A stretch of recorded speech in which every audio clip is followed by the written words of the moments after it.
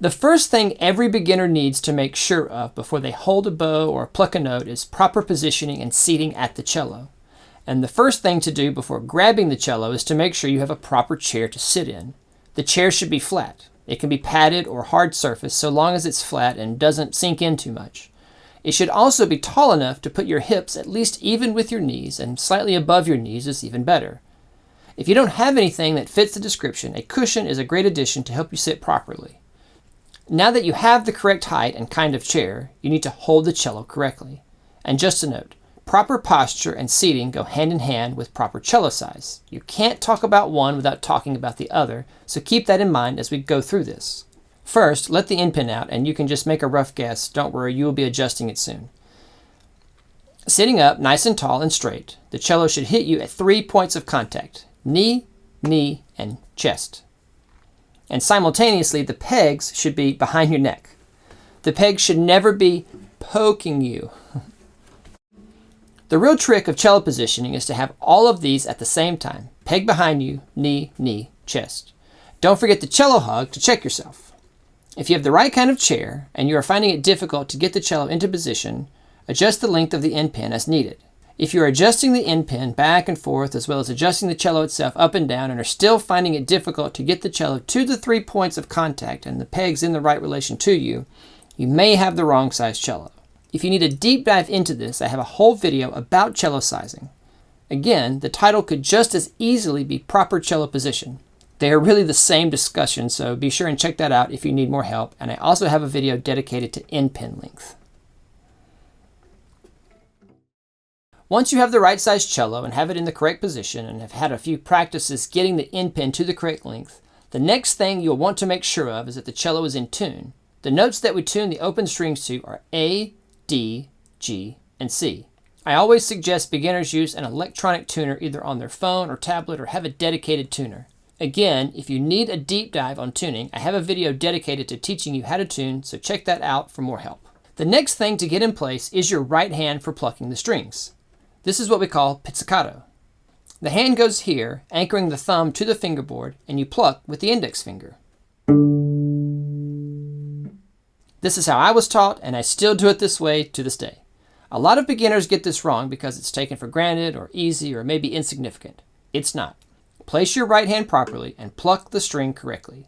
It's very important that you do so. To find out why we start with pizzicato, see that video on this channel. Now that you are comfortable plucking and have an understanding of what we are going for and why, let's pluck and say the open string names. A, D, G, C. Awesome, you're on your way. This is quite a lot actually, and depending on your age or how much you are practicing each day, this might be all that we would cover, and that would be plenty for a first lesson and plenty of goals for the first week of practicing at home. Find the chair or piano bench that you're going to practice on, get the end pin to the correct length, get the cello in the correct position, and set the right hand in the correct position and practice plucking and saying the open strings. I can see that you are still here and eager to learn, and I promised you 15 minutes, so let's keep going. The next thing to tackle is the left hand. Some might call this the most important aspect of the beginner lesson because this is the aspect of playing that creates the notes. I won't say it's the most important because all of the things we have talked about so far are extremely important to your success. But I do understand the statement because the left hand is what most affects the intonation. And when the intonation is wrong, it sticks out to us more than the other aspects of playing the cello, even if those other aspects are just as wrong as the intonation. This is why playing in tune is such a key aspect of successfully playing the cello, and thus the left hand gets the title of #1 most important. All this to say, pay attention to this one. If you're using tape on your instrument, you most likely have these 3 places taped, and maybe you have the second finger spot taped, but maybe not. We don't use the second finger much in the beginning as a tradition, and plus having a clear distinction between this place on the fingerboard with the 2 tapes close together and this place with the single tape can really help your brain-to-hand communication. If you do have tape on the fingerboard, please use it. Practice in front of a mirror and make sure you are putting your fingers on the tape. If you don't already have tapes and would like to know how to put them on, I have a video all about that here on the channel. I will link it in the description. So if you need to pause and go do that, go for it. Otherwise, let's keep going. Always make sure that the left-hand fingers are staying arched and rounded. They should never be at extremes, either very straight or very curved with lots of tension. Just as important is what to do with your thumb. This can make or break your success, so make sure that you are getting this right. The thumb should be rounded and should be behind the second finger. I like to say east-west is negotiable, but north-south is not negotiable. It must stay down here behind the second finger at least, and sometimes farther down if you are really having to stretch to reach an extension. Also very important to the success of your left hand shape is your elbow height. You have to support the left hand in order for it to maintain the proper posture and position at the cello. The elbow height is negotiable. There is no one-size-fits-all solution, but it is a must that you find the proper height for your left hand. This whole topic about the left hand and the relationship to the elbow and arm is one that you will have to review many times. Be sure and check out this playlist as often as you need to get extra help, and I will also link it in the description. Once you have the hands set and feel comfortable getting the left hand fingers to the correct places on the fingerboard, it's time to play a note. We're going to start with hot cross buns because that gives us just 2 notes and an open string to deal with, and 2 tapes or 2 places on the fingerboard to deal with. We start with pizzicato because the pizzicato is much less forgiving than playing with the bow when it comes to getting the strings down with your left hand fingers. Why is less forgiving better? It has to do with the sound, with the tone production. With the bow, as a beginner, it is easy for your ears to be tricked into thinking that the sound is correct and that your left-hand fingers are down all the way. In order to get any kind of decent tone plucking, the strings must be pressed down far enough with the left-hand fingers. Pluck the string and listen for a clear tone.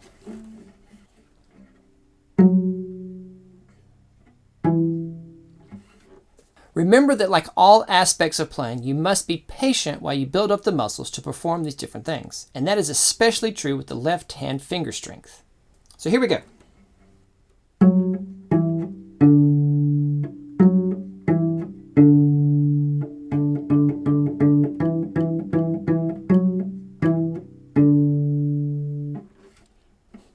Awesome. Let's do it 2 more times in a row.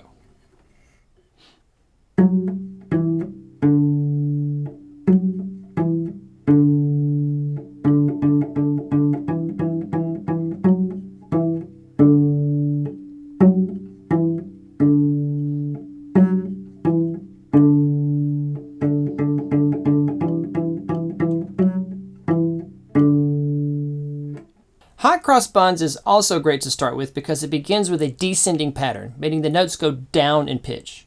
I will explain why this is important in more detail when we add the bow later in the lesson. Practice in front of a mirror, keep your fingers rounded, arm and elbow in support of the left hand, and listen for a clear tone. And don't forget, if you want to visit the hot cross buns lesson all by itself in more detail, see those videos on this channel. While you are working on pizzicato and building up the left hand, you can be working on your bow hold, even if we aren't actually putting the bow on the string yet. I have several ways to help you achieve a proper bow hold. Here they are in the order I start teaching them to beginners. Number 1, go through the steps and say them out loud while you do. Thumb, middle finger, drop. Number 2, the cliffhanger. With the bow in your left hand and hair facing out away from you, hang on the frog like you are rock climbing. Don't use your thumb at all. You want to feel the flat parts of your fingers against the frog and stick, which is the proper placement of the fingers. Number 3, the hand hang. Holding the bow in your left hand, hang your right hand in a completely relaxed and drop position in the path of the bow, and place the bow in the right hand fingers while the hand is hanging. This teaches you the proper placement of the fingers and the proper angle of the hand while holding the bow. The real trick with any of these is to maintain them while you are playing. It is easy enough to find the bow hold and put your fingers in the correct place. The mistake that beginners make is not stopping to fix the hand and fingers when they move around on the bow. You have to stop a lot and go through the steps of finding the bow hold, and the constant stopping and starting is the real challenge. That aspect is much harder than the actual finding of the bow hold. Like everything else in this beginner lesson, if you need a deep dive with more detailed info, check out the links in the description and be sure to stick around to the end for that very special resource. Okay, we have our bow hold and we have an understanding of how the left hand fingers need to go down on the fingerboard. Before we put the two together, it is important to practice with the bow on open strings. This is called arco as opposed to pizzicato, which is what we were doing before when we were plucking. Open strings means I am not using my left hand at all. No pressing down or closing off of the string, thus the term open string. Playing on open strings will allow you to focus on your bow hold and make a good strong tone. This is perhaps the most difficult aspect of being a beginner, knowing what a good strong tone sounds like and how to know if you're making one or not. You want to make sure that the bow is not gliding along the string, that it is making good contact with the string, and that you are getting a spinning sound, almost a buzzing kind of sound. You have to keep the trajectory of the bow straight and the weight of your arm into the bow. One thing that helps is to have tape on the bow to give you a visual reference and help you use the correct amount of bow. By only using this small portion, it will help you focus the weight of your arm into the bow. One piece of tape goes at the balance point, literally the place where the bow balances on your finger, and the other goes at the end of the grip. Grips can vary in length and placement on the bow, so just use the following as a general reference. But know that the grips don't vary so much that you should be afraid if your measurements don't match mine exactly. And another note to keep in mind is that if you're using a bow grip aid, like a string vision or some tubing, the balance point will be slightly different on the bow. So make sure you mark the balance point as it is without any extra bow grip aids here on the bow. On my full-size bow, the distance between the two tapes here is around 3.5 inches or 9 centimeters. And this is, use this as a rough guess as a comparison for your full-size bow.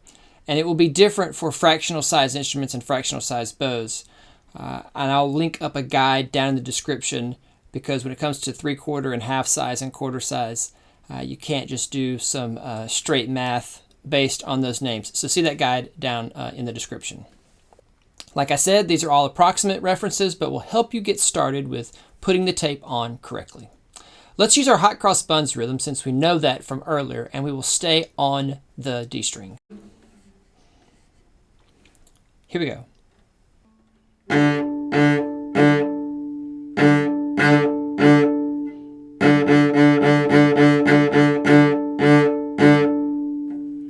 Specifically, when it comes to quality, the most important thing that you can do to help your learning is listen to the recordings every day.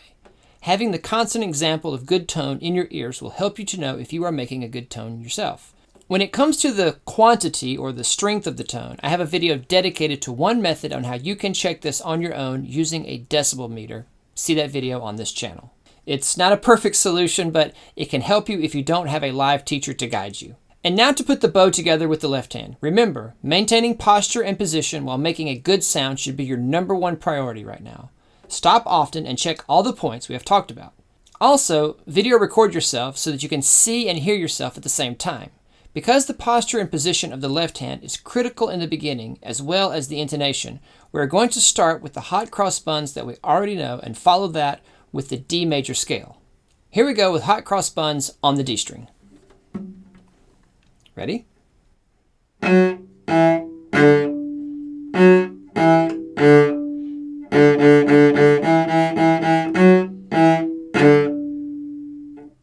Awesome. Let's do it 2 more times in a row.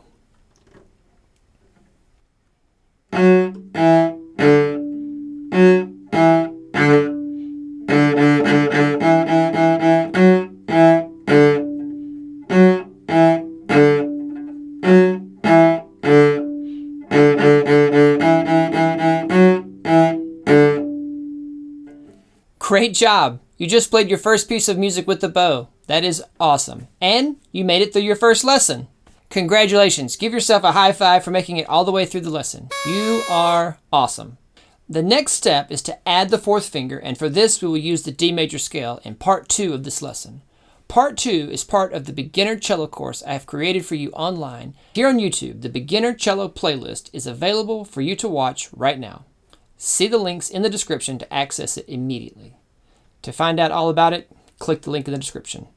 If you do want to support this work and continue to help make these courses and videos free to everyone here online, there's a link to my Patreon page in the description. Thank you for your support. And thanks for watching.